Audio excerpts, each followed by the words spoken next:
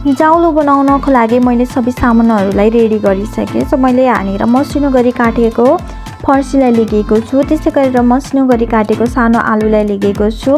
त्यसै गरेर मसिनो गरी काटेको 2वटा बोडीलाई लिएको छु। त्यसै गरेर मसिनो गरी काटेको 2वटा भिन्डीलाई लिएको छु भने मसिनो गरी काटेको सानो एउटा टमाटोलाई लिएको छु।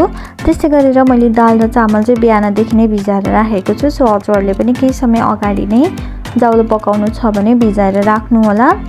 सो त्यसपछि अब हामीले ग्यासलाई हिट गरेर एउटा कुकरलाई बसाल्नु पर्ने हुन्छ। यसरी कुकर तातिसकेपछि सानो चम्चाको आधा चम्चा घिउलाई एड गर्नु होला। ग्यासको फ्लेमलाई सानो गराउनु होला र घिउमा थोरै मेथीलाई फुराउनु होला। मेथी हल्का रातो रातो भइसकेपछि अब फर्स्टमा हजुरहरूले दाल र चामललाई एड गर्नु होला र यसलाई एकैछिन भुट्नु होला। यसरी भुटिसकेपछि अब तपाईहरूले मसिनो गरी काटेर राखेको सबै भेजिजहरूलाई एड गर्नु होला र यसलाई मजाले राम्रोसँग चलाउनु होला।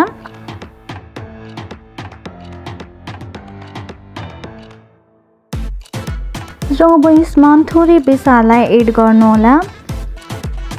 त्यस पछाडि थोरै नुनलाई स्वादको लागि एड गर्नु होला। नुन चाहिँ तपाईहरूले थोरै एकदमै थोरै मात्रामा राख्नुपर्ने हुन्छ र यसरी नुन र बेसारलाई एड गरिसकेपछि राम्रोसँग चलाउनु होला र यसलाई एकैछिन भुट्नु होला।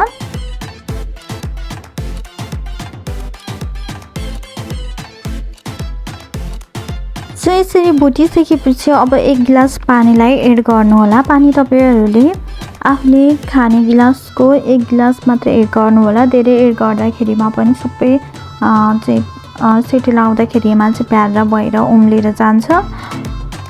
सो यसरी पानीलाई एड गरिसकेपछि अब तपाईहरूले बिर्को लगाएर